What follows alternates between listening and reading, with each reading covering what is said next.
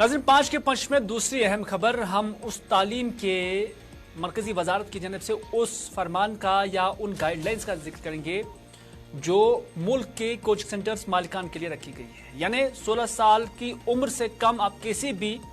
बच्चे को, किसी भी तालिब इल्म को एनरोल नहीं कर सकते हैं, क्योंकि मुल्क के अंदर खुदकुशी के वाक़ात बढ़ रहे हैं और उसमें ऐसे कोचिंग सेंटर्स के अंदर इन बच्चों पर जो दबाव बढ़ रहा है, जो दावा किया गया है, उसकी वजह से सरकार को यह फैसला लेना पड़ा है।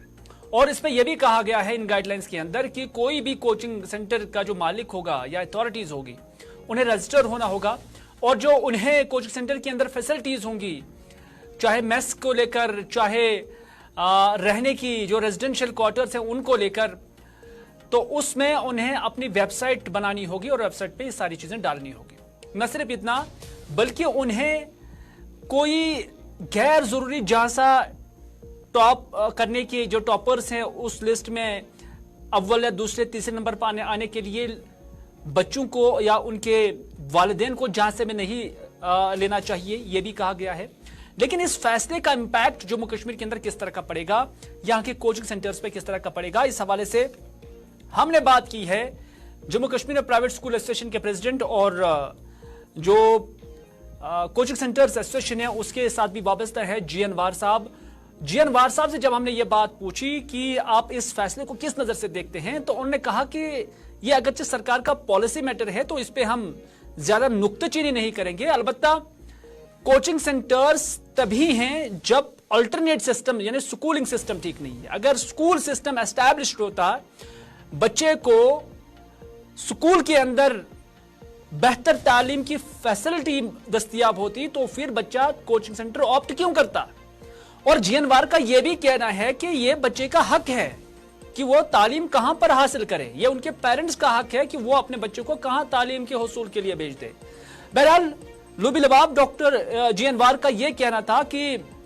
अगर आप कोचिंग सेंटर्स को बंद करते हैं तो आपने मुतबादिल तौर पर जो स्कूली निज़ाम है, चाहे गवर्नमेंट हो या प्राइवेट हो, वो निज़ाम मरबूत और मुस्तकम होना चाहिए ताकि बच्चे को तालीम की कमी महसूस ना हो। वो स्कूल्स के अंदर अगर उन्हें दिया जाए तो फिर हम इस फैसले के साथ हैं।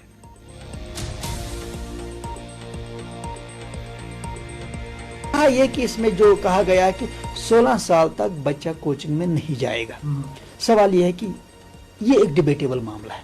क्योंकि बच्चा जो है, बच्चे की तालीम, ये राइट किसका है? इसके पेरेंट का है, ये बच्चे का राइट है। अगर हम बच्चे को कहेंगे कि आपको 16 साल तक कोचिंग सेंटर में नहीं जाना है, पहली बात ये राइट किसका है? अगर ये सरकार का राइट है, सरकार ने ऐलान किया, कानून बनाया, तो सरकार को देखना यह है कि क्या स्कूली निज़ाम इतना मजबूत है कि बच्चे को कोचिंग की जरूरत नहीं है। देखिए, मैं फैक्ट कह रहा हूं,